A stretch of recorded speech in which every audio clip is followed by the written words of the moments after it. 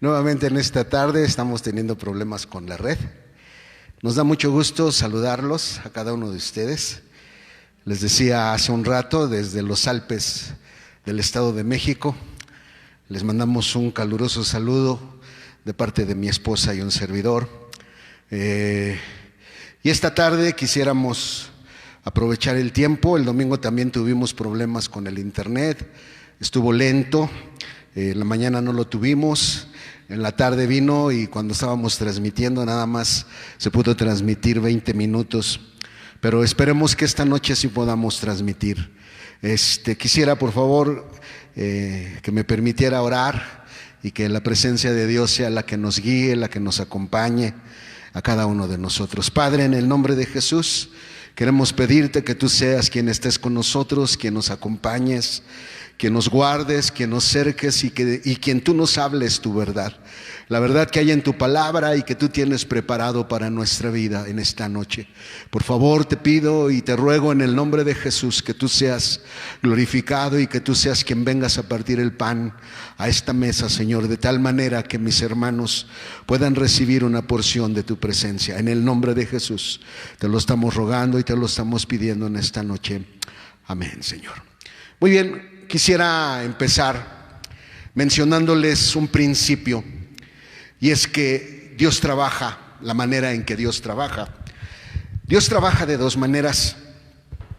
Cuando nosotros hablamos de Dios y nos acercamos a Él, tenemos que aprender que Él trabaja en base de dos maneras. La primera es cuando Él hace milagros.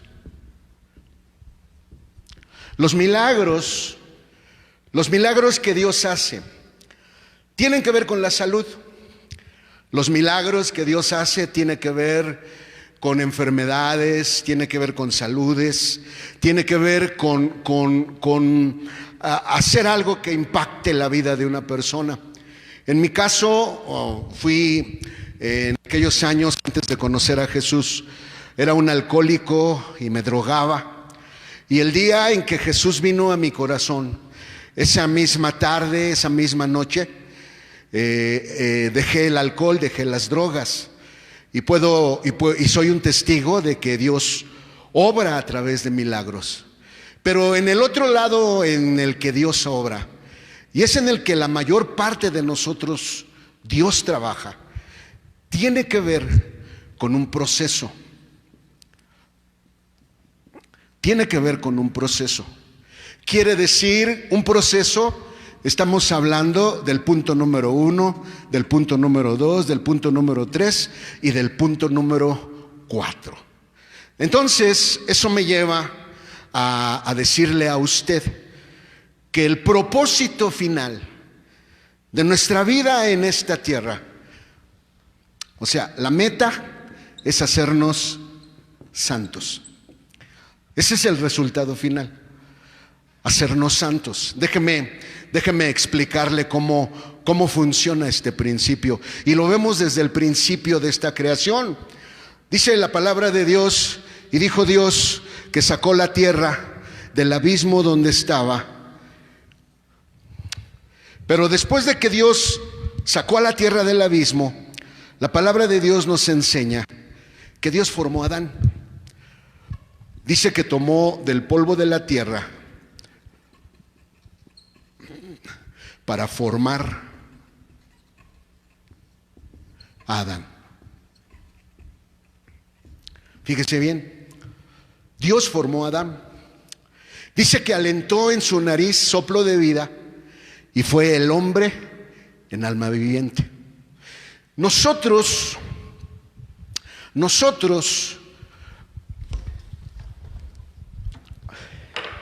venimos de la eternidad. Nosotros venimos de la eternidad. Nuestro paso por esta tierra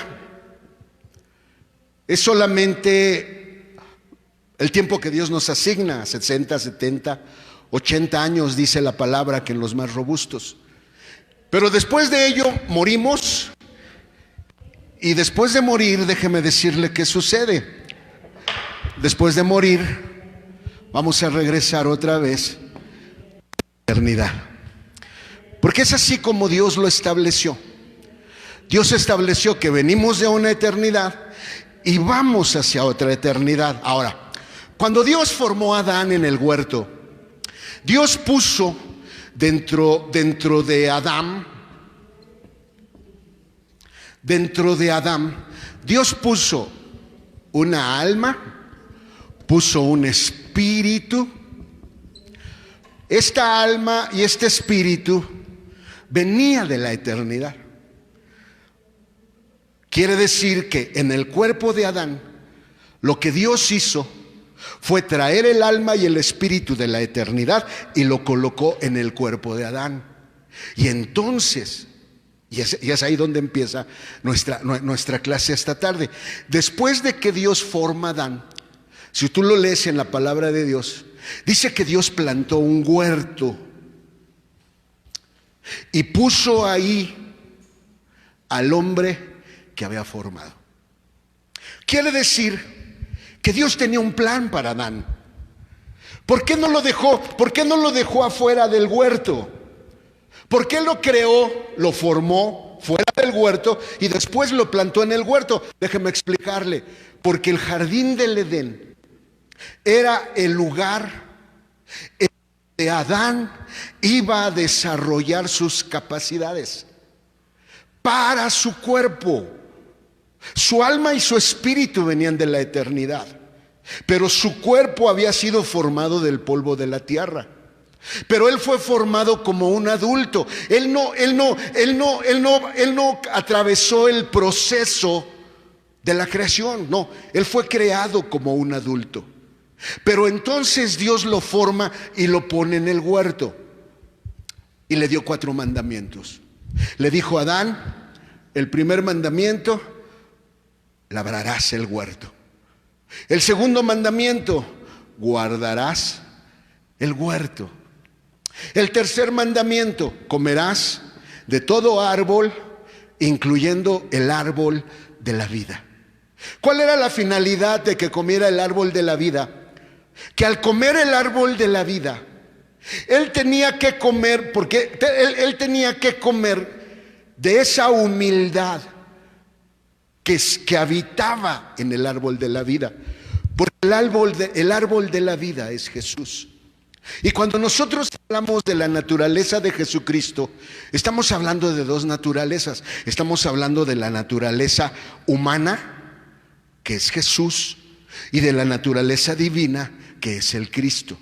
Ahora, cuando el hombre recibió la orden de comer de todo árbol, él tenía que comer del árbol de la vida. ¿Para qué? Para comer de la humildad. Por una razón. Porque el siguiente orden era que no comiera del árbol de la ciencia, del bien y del mal.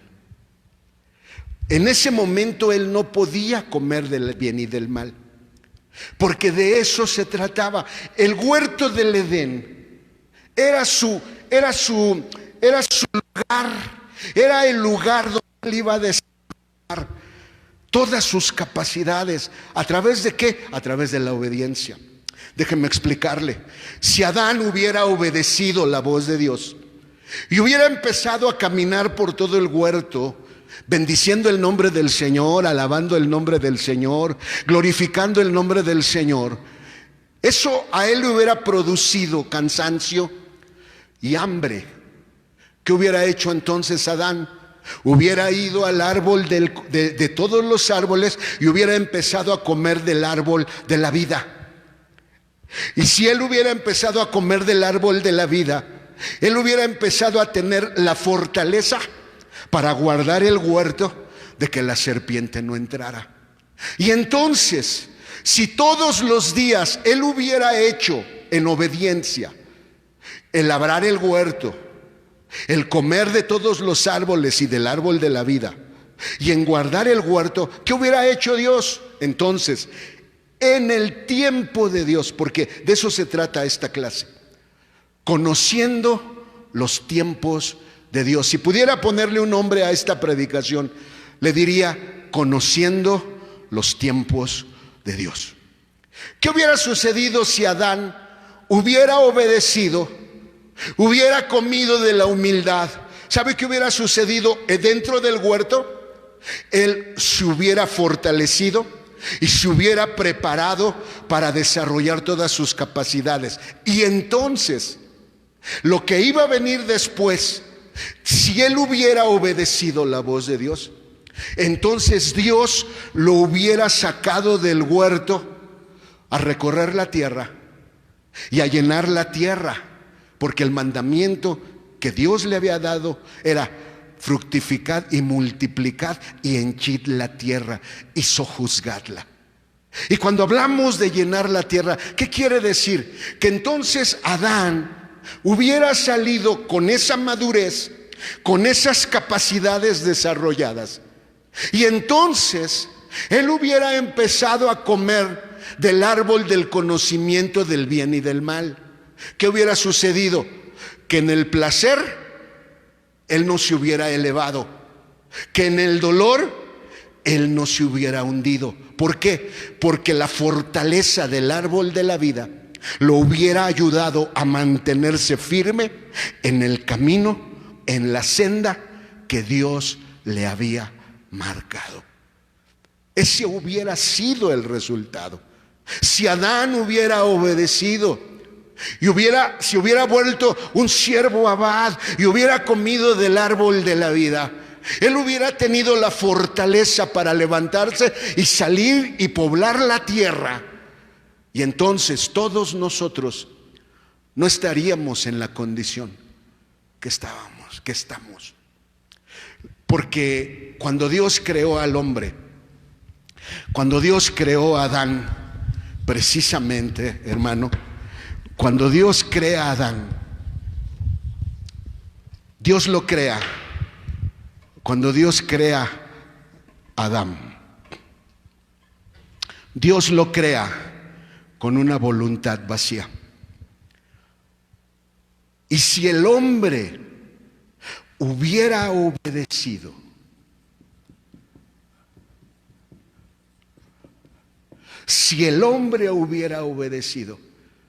y hubiera caminado por el huerto como un siervo abad, y hubiera ido a comer de todo árbol, incluyendo el árbol de la vida, entonces su voluntad se hubiera llenado de la humildad,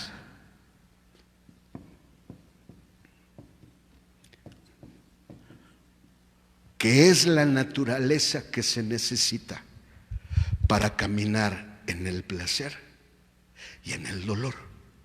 Esa hubiera sido la finalidad. Y hermano, usted y yo no estaríamos como estamos el día de hoy. ¿Cuál es el problema? Que precisamente cuando la mujer escoge desobedecer,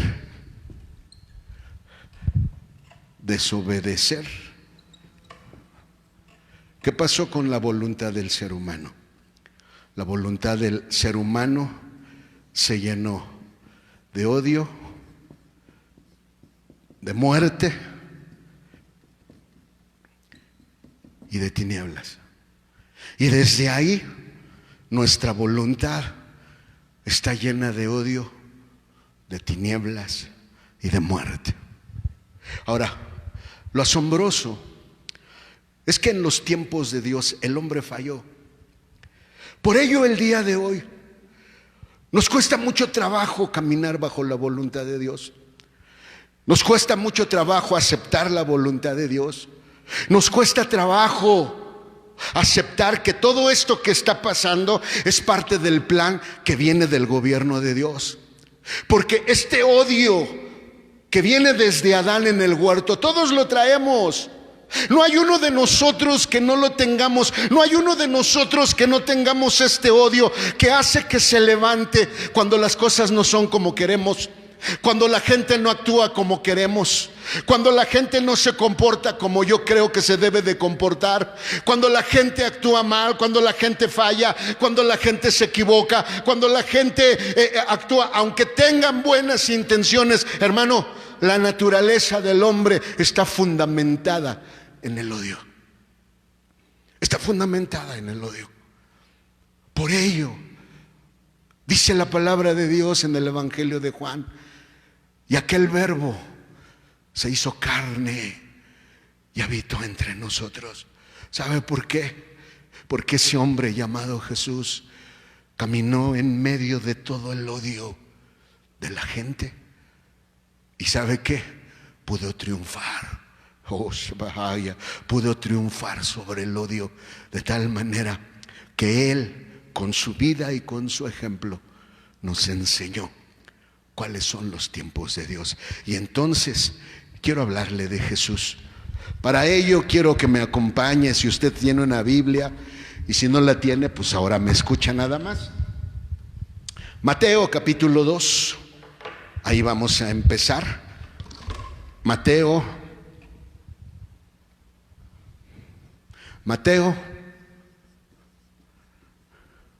capítulo 2, versos del 1 al 3. Y es ahí donde quiero empezar esta noche. Te quise dar el trasfondo de los tiempos de Dios, porque precisamente los principios de Dios no cambian. Todo viene a través de un proceso. Dice la palabra de Dios en Mateo capítulo 2: y como fue nacido Jesús en Betlehem de Judea, en días del rey Herodes, he aquí, unos magos vinieron del oriente a Jerusalén, diciendo: ¿dónde está el rey de los judíos que ha nacido? Porque su estrella hemos visto en el oriente y venimos a adorarle. En la versión Biblia al Día me gusta mucho lo que dice, porque dice: Jesús nació en Belén, un pueblo de la región de Judea, en el tiempo en que Herodes era rey del país. Llegaron por entonces a Jerusalén, fíjese bien, unos sabios del oriente que se dedicaban al estudio de las estrellas. Unos sabios. ¿Sabe cuál es la finalidad de la palabra de Dios? Que una persona se vuelva sabia.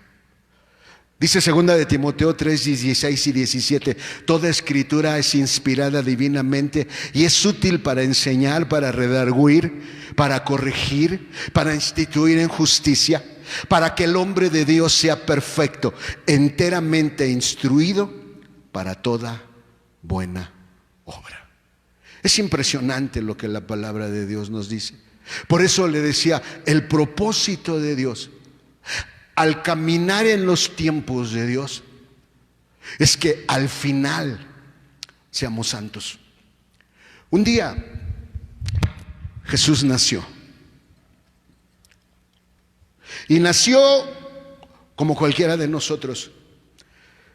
Aquel rey dejó su trono, dejó su gloria, porque nos vio que necesitábamos un Salvador, porque nos vio sumido en nuestra miseria, porque nos vio sumidos sin esperanza, sin consuelo, sin quien nos fortaleciera. Y Él se hizo carne. El espermatozoide es de las partículas más pequeñas, y Jesús se hizo 85,000 veces más pequeño por una sola razón: para salvarnos. Pero sabe una cosa, Él tenía que caminar también a través de los tiempos de Dios, porque la palabra de Dios nos enseña que entonces Jesús nace. Sabemos la historia. Los magos vinieron y empezaron, los hombres sabios vinieron y conocieron al Señor, porque ellos estaban buscando quién iba a ser el Mesías. La palabra Mesías en hebreo es ungido. Ungido es el que trae la unción para salvar.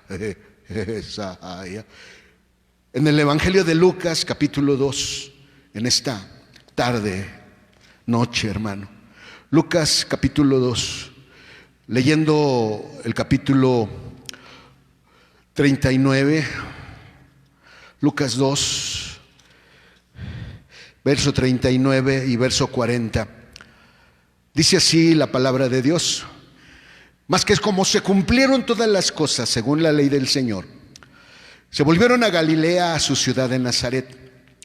Y dice el versículo 40, y el niño crecía y fortalecíase y se henchía de sabiduría, y la gracia de Dios era sobre de él. Quiere decir que desde que Jesús nació hasta la edad de 12 años, fíjese lo que la palabra de Dios dice. Dice que el niño, número 1, crecía. Número 2, se fortalecía. Número 3, dice la palabra de Dios, se llenaba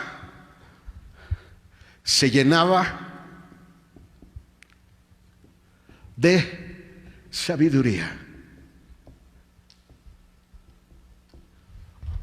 Y número 4, y la gracia de Dios era con él.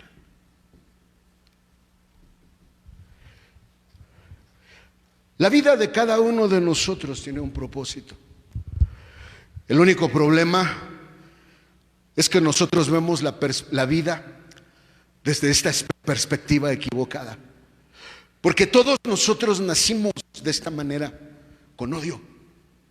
Por eso desde que somos niños hacemos berrinches, nos enojamos porque no nos compran lo que queremos. Pero más que todo eso, hermano, muchos de nosotros crecimos en donde la desgracia del pecado pasó a romper y pasó a destruir las vidas de cada uno de nosotros. Dice la palabra de Dios en Isaías 64, mas todos nosotros caímos como las hojas caen del árbol, y nuestras maldades nos llevaron como el viento. Porque a la medida que vamos creciendo, nuestros planes, nuestros deseos, no los establecemos ni los fundamentamos en la palabra de Dios, sino los fundamentamos en aquello que nosotros creemos que necesitamos. Pero Jesús no. Jesús, desde que Él empezó a crecer, dice la palabra de Dios que Él crecía. Que Él crecía y se fortalecía y se llenaba de sabiduría, y la gracia de Dios era sobre él. En otras palabras, ¿se acuerda qué tenía que hacer Adán en el huerto? Tenía que prepararse, tenía que capacitarse para poder salir a la tierra. ¿Sabe qué empezó a hacer Jesús desde que era niño? Él empezó a prepararse y empezó a desarrollar sus facultades. Porque dice el libro de Hebreos que aunque él era hijo, por lo que padeció, aprendió la obediencia. Quiere decir que el verbo que habitó entre nosotros fue probado en todo, pero sin pecado. Quiere decir que él, desde que él era pequeño, hermanos, hace muchos años surgió el famoso caballo de Troya, y han surgido otros libros que cuestionan la infancia de Jesús, porque mucha gente dice, ¿y qué hizo Jesús en su infancia? ¿Qué hizo Jesús en su infancia? Pues lo dice la palabra de Dios. Dice ahí mismo en Lucas capítulo 2 versículo 51 y 52. Y descendió con ellos y vino a Nazaret, y estaba sujeto a ellos, y su madre guardaba todas estas cosas en su corazón. Y Jesús crecía en sabiduría y en edad y en gracia para con Dios y para con los hombres. Desde que Jesús era niño hasta los 30 años, dice la Biblia en el versículo 51 de Lucas capítulo 2, y descendió con ellos y vino a Nazaret y estaba sujeto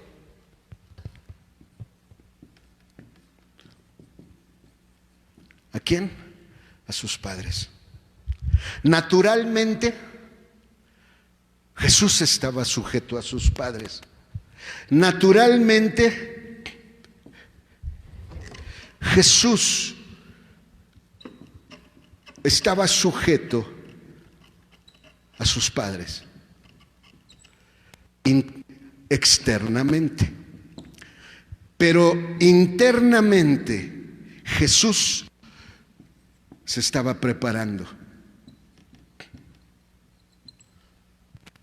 En otras palabras, estaba desarrollando. Porque el primer sentido que un profeta tenía que desarrollar era el sentido del oído. ¿Por qué? Porque tenía que escuchar la voz de Dios. Porque tenía que escuchar qué era lo que Dios le ordenaba. Porque él tenía que escuchar hacia dónde tenía que dirigirse, porque él tenía que escuchar hacia dónde tenía que caminar. Por eso cuando él está ministrando ya en su ministerio después de los 30 años, en Juan capítulo 5 y capítulo 6, Jesús dice: el Hijo no puede hacer nada que no vea hacer antes a su Padre, porque el Padre le muestra todas las cosas y el Hijo las hace. ¿En dónde lo aprendió Jesús? En esta etapa de su vida, Jesús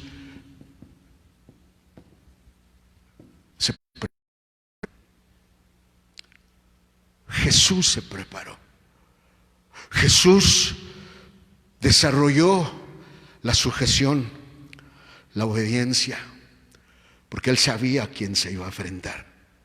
Él sabía que el príncipe de este mundo y su naturaleza se iba a enfrentar con él, porque esa naturaleza de odio es la que viene y se enfrenta con nosotros. Y sabe, hermano, muchos de nosotros somos derrotados tan fácilmente por este odio, y Jesús lo sabía. Por eso en esos 30 años Jesús se preparó. Jesús todos los días empezaba a buscar a su Padre. Él era carpintero porque él era artesano, que así se le llamaban los oficios. Fueras herrero, fueras agricultor, fueras lo que fueras, el nombre era artesano. Y Jesús desarrolló la carpintería como su oficio natural, pero internamente él se estaba preparando. Mucha gente dice: no, pero es que él era el Hijo de Dios. Sí, él era el Hijo de Dios, pero jamás usó su divinidad para servirse. Jamás permitió que el odio de Lucifer ni siquiera se le pegara en ninguna manera. Y eso es lo increíble, porque más adelante, estamos ahora vamos a Marcos capítulo 1, versículo, acompáñeme, Marcos capítulo 1, versículo 14 y versículo 15. Marcos capítulo 1, versículo 14 y versículo 15. Dice así la palabra de Dios: mas después que Juan fue encarcelado, Jesús vino a Galilea predicando el evangelio del reino de Dios y diciendo, fíjese bien, el tiempo es cumplido y el reino de Dios está cerca. Arrepentíos y creed al evangelio. A los 30 años, mi Salvador empezó su trabajo, pero él sabía lo que había en el corazón de los hombres. En Juan capítulo 5 dice: gloria de los hombres yo no recibo, porque yo sé que ustedes el uno al otro se alaban sus capacidades, alaban sus fortalezas, alaban los dones que mi Padre les dio, pero yo no recibo esa gloria, porque yo he descendido del cielo no para hacer mi voluntad, mas la voluntad del que me envió. Y entonces Jesús, a los 30 años, empieza a predicar y llama a 12, que llamó apóstoles, pero también llamó discípulos. Y entonces Jesús empezó a predicar. Su ministerio de predicación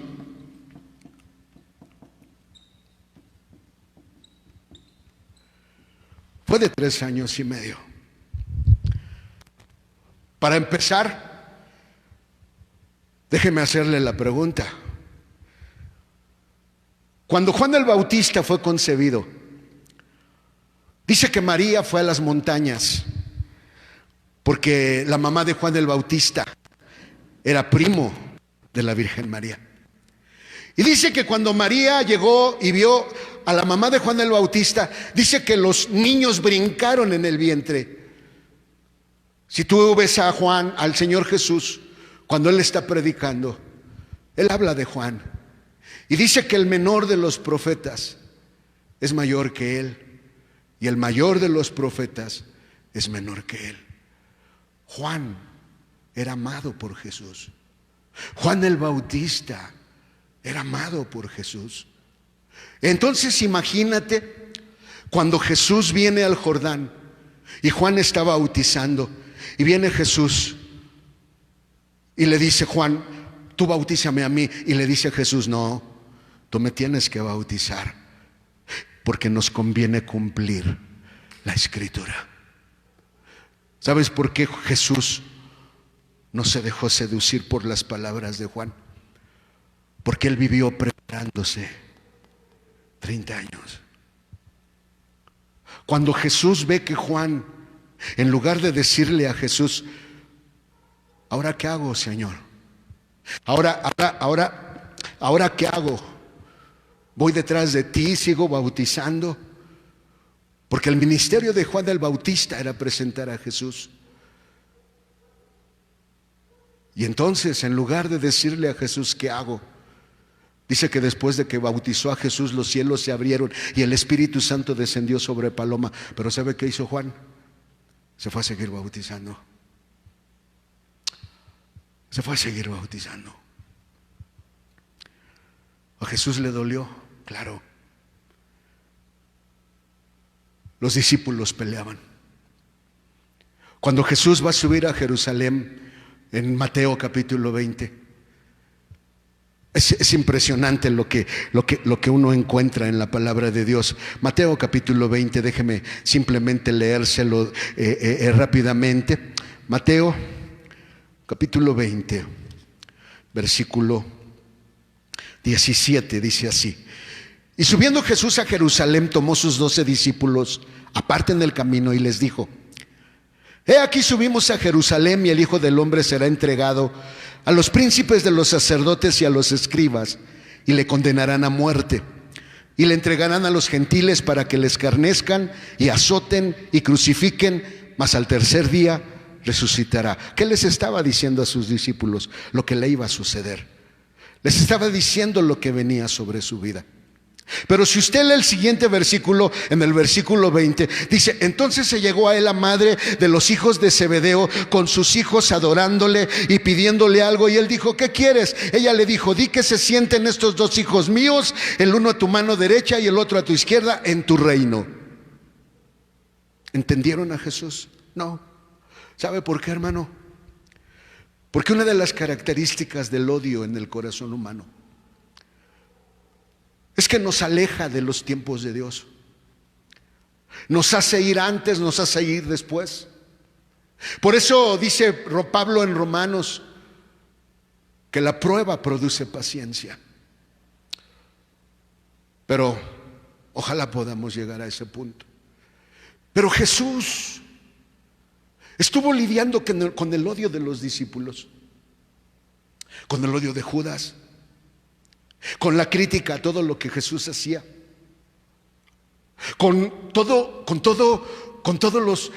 a los ojos de ellos, los errores de Jesús.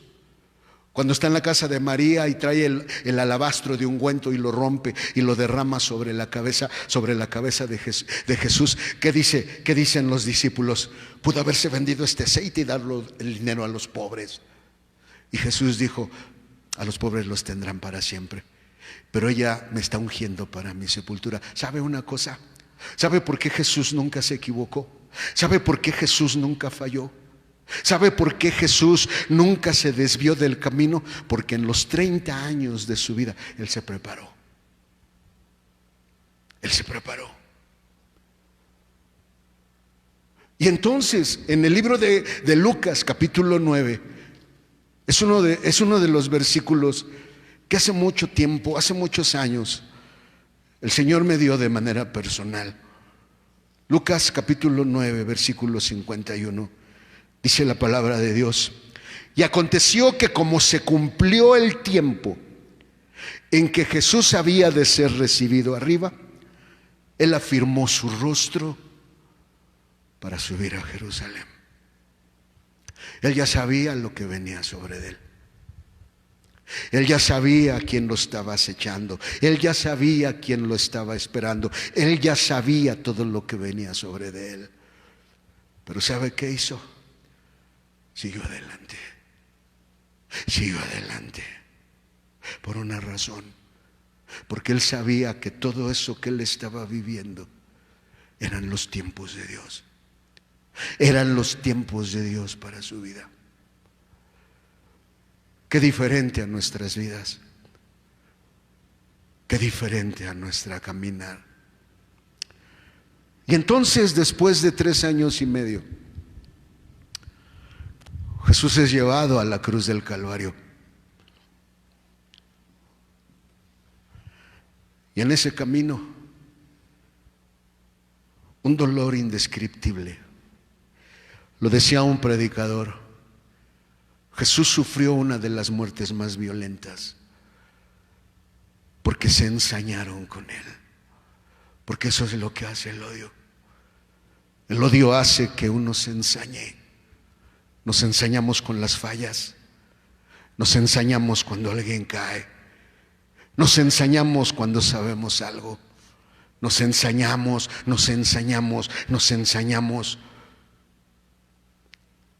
Pero Jesús no. Si tú puedes ver toda la historia de Jesús hasta la cruz, dice que Él, después de que tomó la última cena, después de que tomó la Pascua sobre de Él, dice que se puso a cantar el himno y salió a Getsemaní. ¿Te puedes imaginar cuánto amor tenía que tener el que tenía que abrir el camino para ti, para mí? Cuánto amor, cuánta paciencia, cuánta bondad, cuánta tolerancia. Pero ¿sabes por qué Jesús lo desarrolló? Porque Él se preparó. Él se preparó para ese momento. Porque después de que Él murió, dice la palabra de Dios que descendió, su alma descendió al infierno. Y las ondas de muerte lo empezaron a golpear. Los lazos de la muerte lo tomaron descuidado. Y dice que empezó a sufrir y empezó a padecer los dolores que se encuentran en el infierno. Y cuando Él empezó a padecer los dolores del infierno, hermano, a lo largo de todos estos 3 años y medio, Él se mantuvo bendiciendo el nombre de su Padre. Oh, ¿sabe qué? Él se convirtió en un siervo abad. Él se convirtió y Él hizo aquello que Adán no pudo hacer en el huerto. Y entonces Jesús tomó ese lugar como el segundo Adán para abrir el camino para cada uno de nosotros. Por ello, cuando nosotros seguimos leyendo la palabra de Dios, bendito su nombre, es hermoso encontrar lo que la palabra de Dios nos dice en el libro de Filipenses, capítulo 2. Fíjese bien, Filipenses, capítulo 2. Acompáñame. Libro de Filipenses, capítulo 2, versículo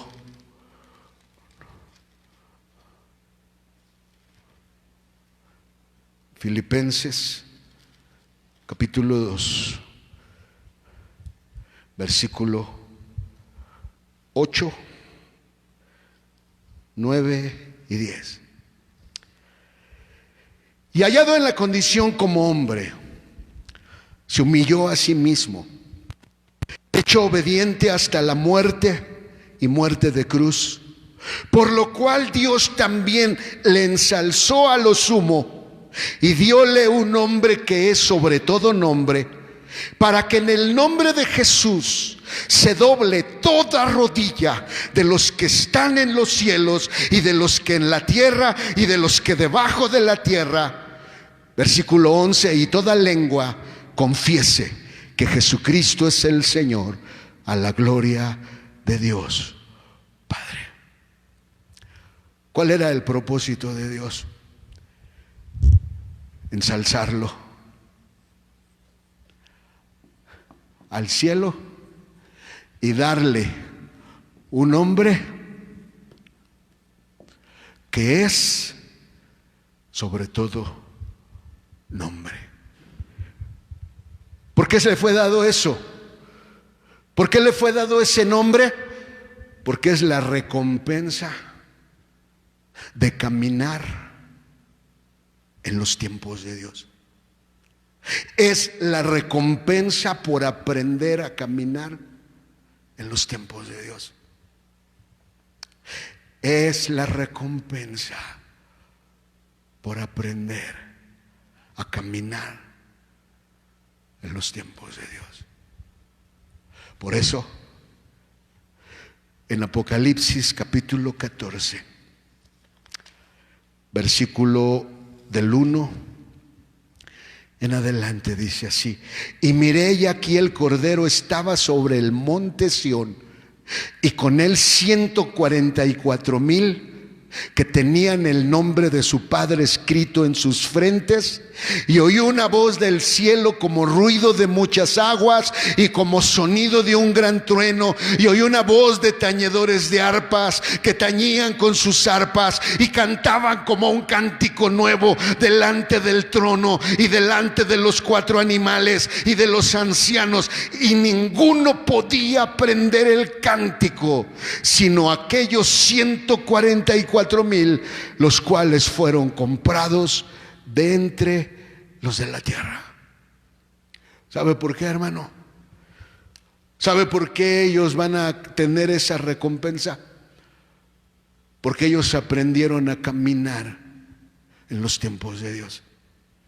Ellos aprendieron a caminar en los tiempos de Dios. Déjeme explicarle.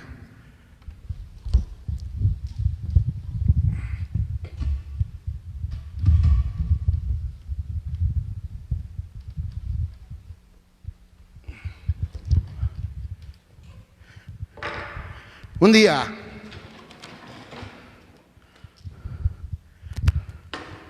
usted y yo nacimos en esta tierra. Solo que nosotros no conocíamos nada de Dios. No sabíamos lo que había dentro de nosotros hasta que llegamos a este mensaje. Porque este mensaje es el que nos ha enseñado el camino, la recompensa o el castigo. Y un día cada uno de nosotros llegamos a esta tierra.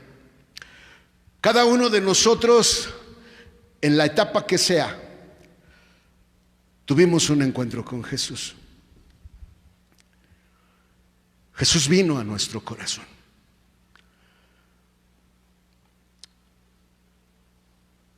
Pero cuando Jesús vino a nuestro corazón,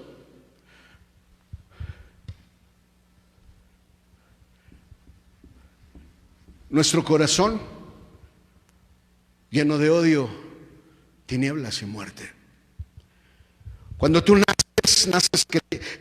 creces con odio hacia tus padres porque crees que no te dieron lo que tú creías que merecías, porque tus hermanos fueron preferidos sobre ti, porque alguien en tu vida o abusó de ti, o fuiste violentado, o tuviste experiencias desagradables que te marcaron. Pero usted tiene que entender que todo eso es producido por el odio. Por eso este mundo está lleno de odio. Por eso este mundo, la característica de este mundo es el odio en todos los seres humanos. Y entonces cuando nosotros nacemos y crecemos, Jesucristo viene en algún punto de nuestras tinieblas, en algún tiempo de nuestro odio, y se presenta delante de nosotros. Y es increíble la manera en que el Padre, Dios, el Espíritu Santo,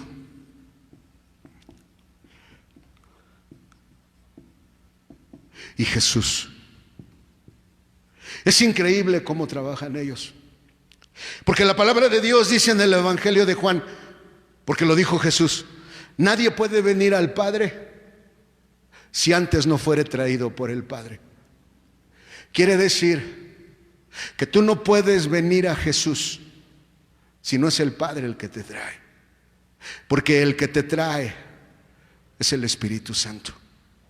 Es el Espíritu Santo el que prepara el momento cuando tú y yo venimos a los pies de Jesús. Y cuando tú y yo venimos a los pies de Jesús, hermano, déjame decirte, ¿qué sucede cuando tú y yo venimos a los pies de Jesús? Tú y yo conocemos el primer amor. El gozo, la alegría, el deleite. Es un placer venir a la casa de Dios. Es un deleite estar en la casa de Dios. Llegamos temprano a orar, nos ponemos a cantar, nos ponemos a lavar los baños, agarramos el trapeador, hacemos todo lo que nos piden y no entendemos por qué la gente se comporta como se comporta, porque estamos en el primer amor. Y eso sucede hasta que un día se acaba, según nosotros. No se acaba. Déjame decirte qué sucede. La primera vez que tú vienes y el Señor te da el primer amor, lo hace por don. Lo hace por don. O sea, te lo da como un ¿qué? Como un regalo. ¿Qué es lo que Él te está diciendo? Esto es lo que tengo para ti, aquí en la tierra y en el cielo. Tengo todo esto para ti, aquí en la tierra y en el cielo. Pero ahora te tengo que llevar al otro lado. ¿Cuál es ese otro lado? El lado del trabajo, del desarrollo moral,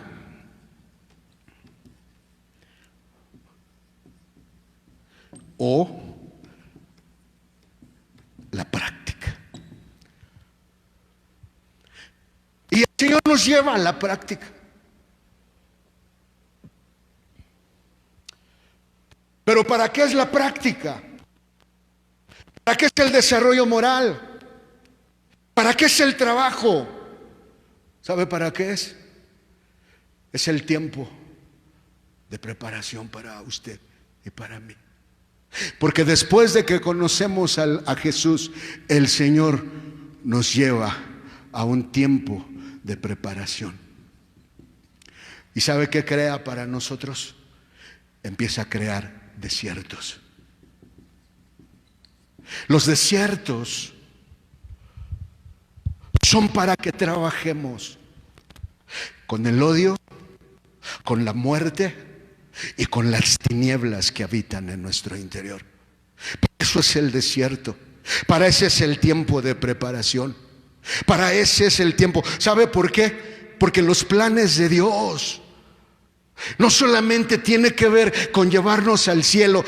Siempre creí y bendigo a Dios por nuestras pastoras, por el trabajo de sus vidas, por lo que la hermana Hicks vino a compartirnos 2 o 3 veces al año al grupo de pastores, por tener el privilegio de sentarnos y recibir el alimento de ella. Y recuerdo tantas cosas de ella, y recuerdo una de manera especial que decía: ¿a poco usted cree que ir al cielo es ir al cielo y sentarse en una nube con un arpa y estar tocando el arpa allá arriba de una nube?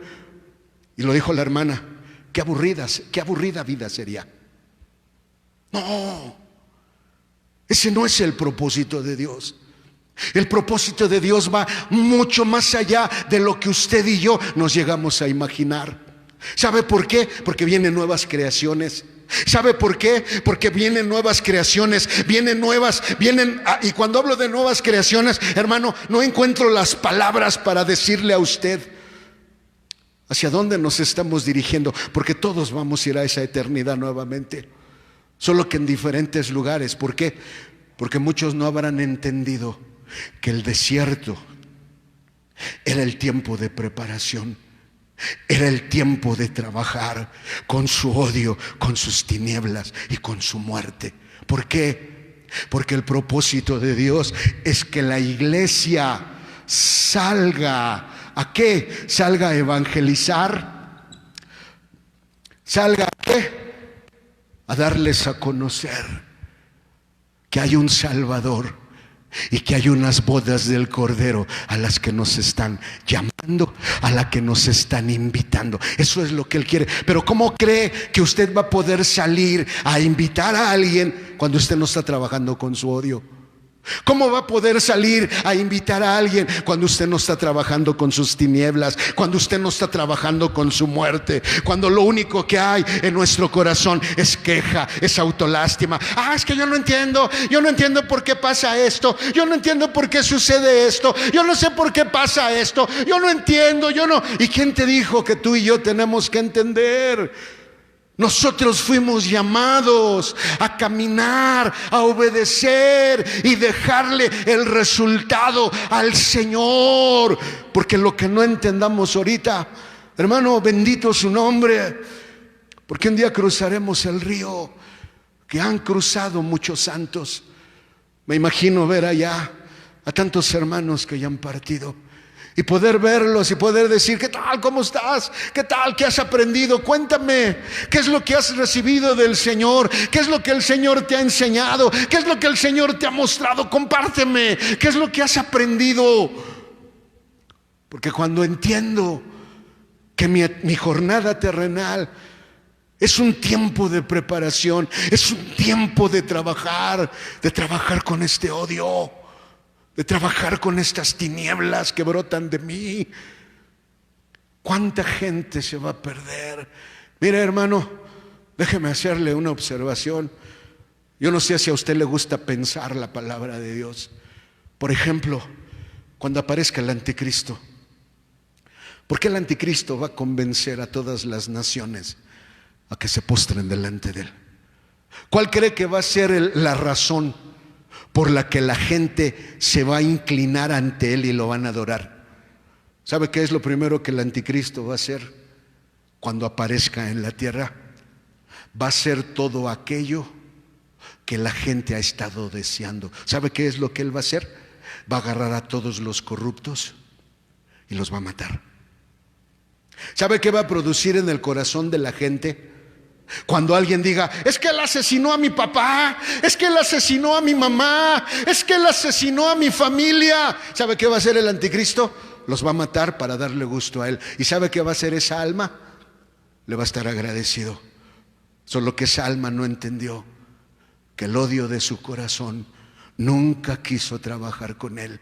Hermano, y ese es el punto. ¿Sabe por qué nosotros somos la iglesia de la Odisea? Les decía el domingo, lamento que no se hayan, que no hayamos tenido el tiempo, pero les decía este domingo pasado, en 1994, la hermana Hicks empezó a hablar de que Dios iba a quitar la tapa de nuestro inconsciente. Iba a brotar lo más horrible de nosotros como seres humanos. Y el Señor se lo dijo. Hermano, la hermana ya está con el Señor, pero ¿sabe una cosa? Ella era una profeta del Señor, porque todo lo que ella nos decía se cumplía.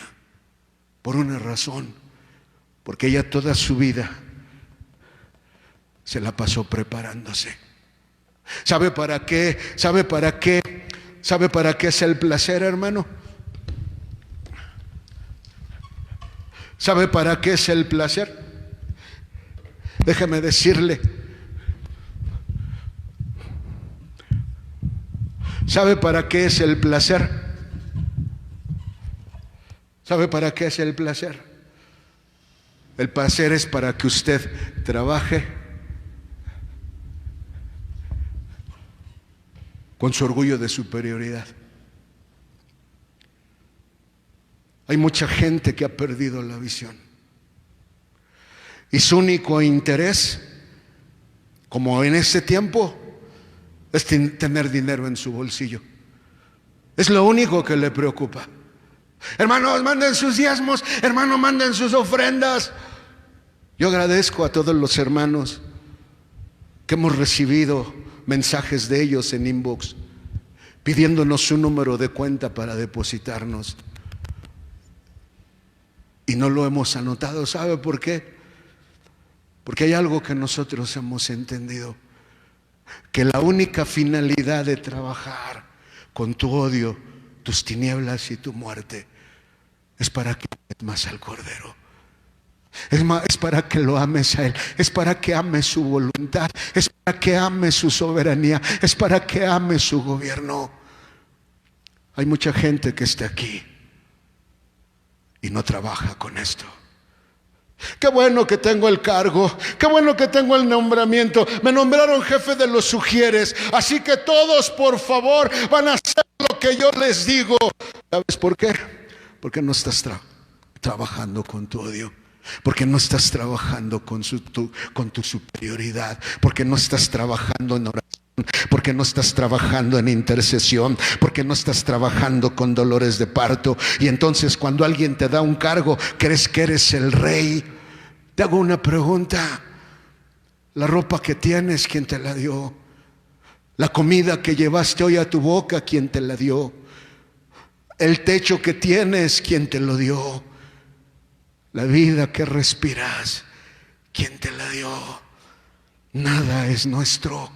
En Ezequiel capítulo 1, uno encuentra a los que están al lado del Padre, que van, corren, hacen la voluntad de Dios y regresan al trono del Padre y se vuelven a postrar diciendo: gracias por el privilegio de poder haber hecho tu voluntad, porque nada es mío, nada me pertenece, todo es tuyo. Tú eres el Rey, tú eres el Señor, tú eres santo, tú eres justo, tú eres, Señor, digno de recibir la gloria y la honra.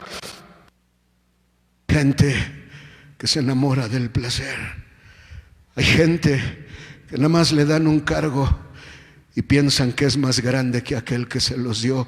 ¿Sabes por qué? Porque nunca has trabajado con tu odio. ¿Sabes por qué? Porque estás amando más al regalo que aquel que te lo dio. Para eso es el desierto.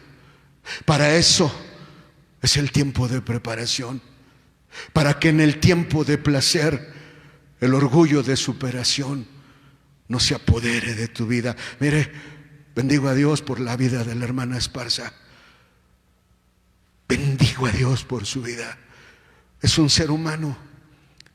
Falla, sí, es humana. Es como tú, es como yo.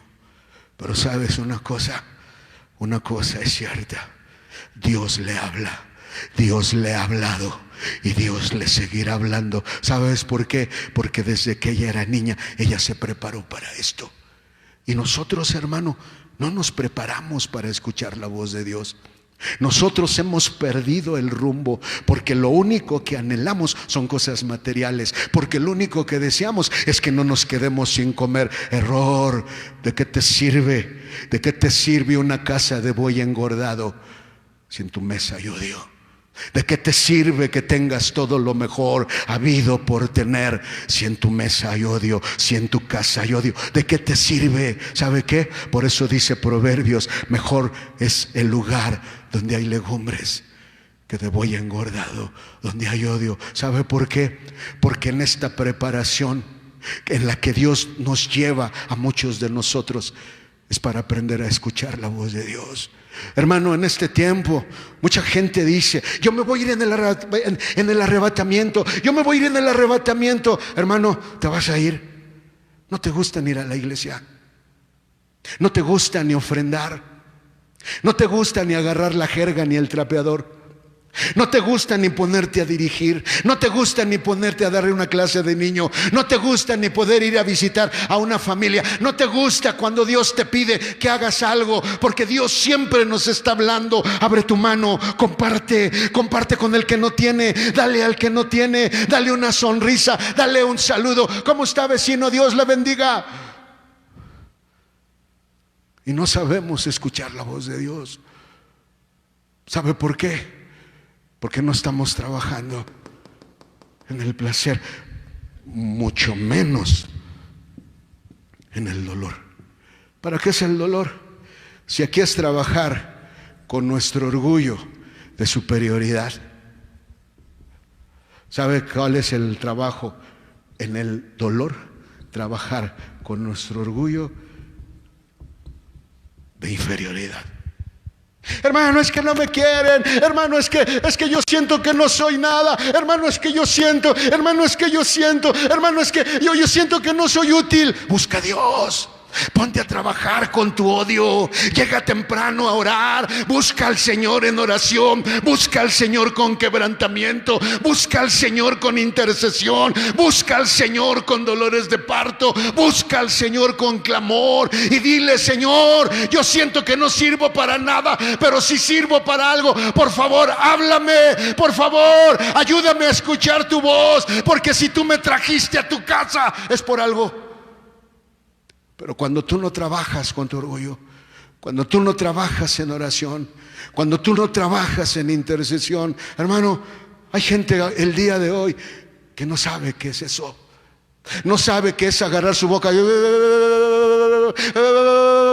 lo sabe, mucho menos los dolores de parto. ¿Sabes por qué? Porque no están trabajando. Porque están pensando en que les hace falta un carro nuevo. Porque están pensando en que les hace falta más dinero. Porque están pensando que quizás no tienen mañana que comer. ¿Sabe por qué? Porque no hemos entendido que estamos en un tiempo de preparación. Es ahí donde Dios nos tiene, a muchos de nosotros. Bendigo a Dios por todos los lugares a donde nos ha llevado. Y de veras, hermano, no se imagina. Una de las cosas que agradezco a Dios por este lugar, ¿sabe? Es porque Él me dijo: yo te voy a proveer lo que tú necesites. Tú levanta mi nombre. Y sabe una cosa, hermano, es lo que he hecho. Y sabe una cosa, Dios no ha dejado caer su palabra. El día sábado yo le decía a mi esposa, estábamos en la casa, y le decía a mi esposa: oye, ¿qué querés? Me dice que, le digo, se me antojó un mango así picado en un vaso. Y me dice a mi esposa: pues no hay. Le digo: pues sí, no hay, Señor. El día de ayer salimos a visitar, a ungir una casa. Y llegó una persona y dijo: hermanos, tengan. Nos dio una bolsa de fruta. ¿Y sabe qué venía en esa bolsa? Venían mangos. ¿Sabe por qué? Porque cuando usted aprende a trabajar, porque cuando usted aprende a trabajar con su orgullo, hay una palabra que dice: mozo fui envejecido, y no he visto justo desamparado, ni su simiente que mendigue pan. Sí, Dios nos ha llevado a tiempos en donde no hemos tenido nada que comer. Incluso una de nuestras hijas murió porque no teníamos dinero para el médico. De ese tamaño, hermano. Pero sabe una cosa, cuando usted, y por favor, hermano, yo no soy mejor que tú. Nunca he dicho que soy mejor que nadie. Pero una cosa he hecho y he aprendido. He aprendido a venir al altar. He aprendido a venir ahí y a levantar ahí mi clamor y decirle: Señor, ayúdame, no entiendo. Señor, ayúdame. He fallado, me he equivocado, ayúdame. Y si hay algo que puedo compartirte, es que he aprendido a buscarlo a Él. He conocido el dolor, no te imaginas de qué manera. Pero sabes una cosa, no soy mejor que tú, no soy mejor que nadie.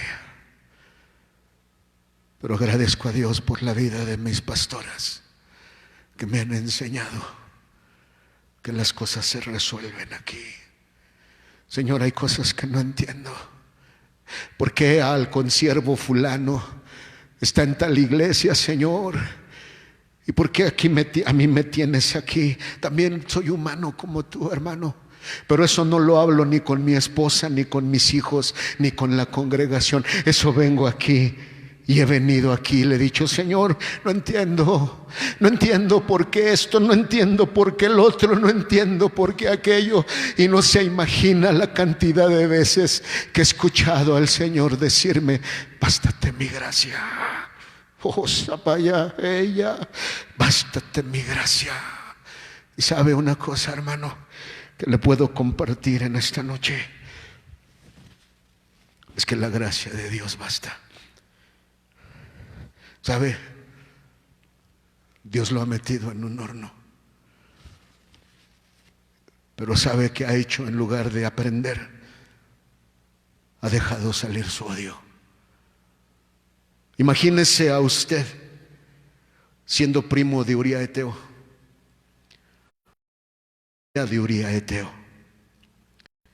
cuando se enteran que el rey lo mandó a matar.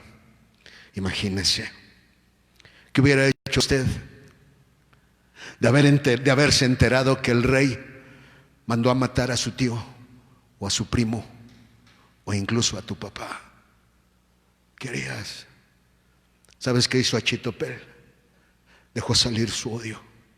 Tenía una unción tan especial que dice la palabra que quien lo consultaba a él era como ir al testimonio del Espíritu Santo. Pero dejó salir su odio. Se unió a Absalón en la rebelión contra David. Y cuando vio que su consejo no se puso por obra, ¿sabe qué hizo? Lo mismo que Judas. ¿Sabe qué hizo? Fue y se ahorcó.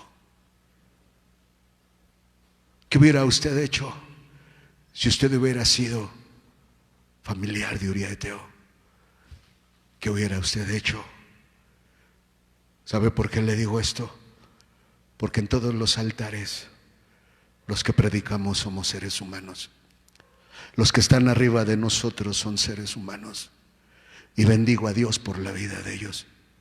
Bendigo a Dios por la vida del hermano Conway en Indiana. Bendigo a Dios por la vida de la hermana Esparza aquí en México. También bendigo a Dios por la vida de los hermanos Juárez y por la vida de cada uno de los ancianos.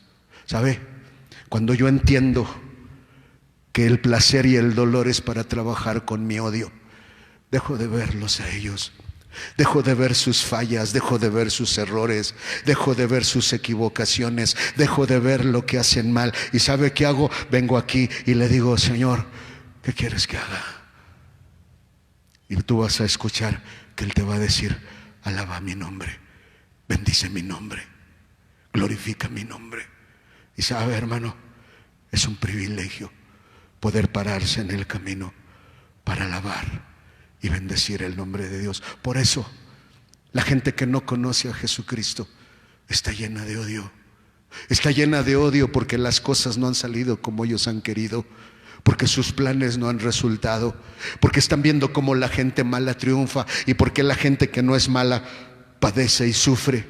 Hace rato veía una publicación que subió una hermana que es enferma, que se congrega en una de nuestras iglesias.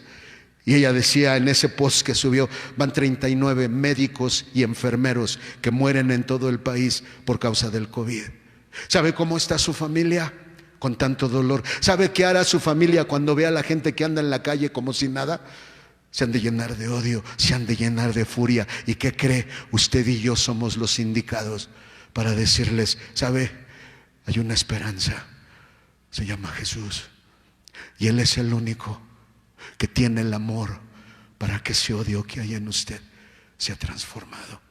Porque la finalidad de la preparación es que usted y yo nos encontremos con el resucitado El propósito de Dios para el placer y el dolor es que tengamos encuentros con el resucitado. ¿Sabe para qué? Para arrepentirnos. Pero eso no solamente es de una ocasión, es un estilo de vida, es un hábito de vida que uno hace y tiene que hacer diariamente, de decir: Señor, aquí estoy, perdóname por esto, perdóname por aquello, perdóname por haber hecho mal esto, perdóname por haber hecho mal el otro, perdóname por haber sido piedra de tropiezo, perdóname, Señor, perdóname por haber escogido mal, perdóname por favor, perdóname por favor. Y entonces, hermano, ¿sabe quién es el único que puede sanar su odio? Se llama Jesús. Y Él, para que venga a usted, tiene que abrirle su corazón. Por eso dice Apocalipsis 3:21: he aquí, yo estoy a la puerta y llamo. Si alguno oye mi voz y abre su corazón, entraré en él y cenaré con él y él conmigo. Hermano, no importa si has fallado, porque aún tus propias fallas forman parte del propósito de Dios. Cuando has fallado, te duele, te hundes en tu complejo de inferioridad. Déjame decirte, he caminado esa senda. Y sabes que puedo decirte que hay perdón en la sangre de Jesús. Hay poder en la sangre de Jesús. Hay poder en el nombre de Jesús. Hay poder en el Señor nuestro Dios para levantarnos y restaurarnos. Pero ¿sabe cuál es la llave? He aquí, estoy a la puerta. Si toco, si alguno oye mi voz y abre, ¿sabe qué tiene que hacer? Tiene que abrirle la puerta, porque Romanos 10 dice: esta es la palabra de fe, la cual predicamos, que si confesares con tu boca al Señor Jesús y creyeres en tu corazón que Dios lo levantó de los muertos, serás salvo. Hermano, nunca es demasiado tarde. Una de las bendiciones que puedo compartirte es la voz del Espíritu en este último tiempo, diciendo: es tiempo de que regreses a casa. Es tiempo de que regreses al camino. Es tiempo de que dejes de estar en otra senda y regreses al camino y al propósito que Dios trazó para ti. Bendito sea su santo nombre. Hermano, déjame orar por ti. Padre, en el nombre de Jesús, aquí estamos en esta noche delante de tu presencia. Señor, te agradezco por la oportunidad de compartir esta verdad con tu pueblo, Señor, porque sé que hay alguien que lo necesita, porque sé que hay alguien que necesitaba escuchar algo de esto. Por favor, te ruego en el nombre de Jesús, te ruego en el nombre de Jesús que toques el corazón de tu pueblo, que toques el corazón de tus hijos, que ayudes a mis hermanos que se han apartado del camino, que ayudes, Señor, a quienes se han apartado del camino a regresar, que los hagas regresar para terminar este tiempo de preparación, Señor, porque se acerca el día en que te pararás en las nubes a sonar tu trompeta, Señor. Y entonces, Padre Santo, nos iremos de este lugar para escapar de lo que viene sobre esta tierra. Por favor, si hay alguien aquí, Señor, que te necesita, tócalo con tu espíritu. Ayúdalo a regresar a los pies de Jesús. Ayúdalo a regresar a tus pies, porque es ahí, Señor, es ahí donde hay paz, es ahí donde hay gozo, es ahí donde hay una respuesta para nuestras vidas. Te damos gracias por tu palabra en esta noche y bendice la vida de tu pueblo en el nombre de Jesús. Jehová te bendiga y te guarde. Haga resplandecer Jehová su rostro sobre ti y haya de ti misericordia. Jehová alce a ti su rostro y ponga en ti paz.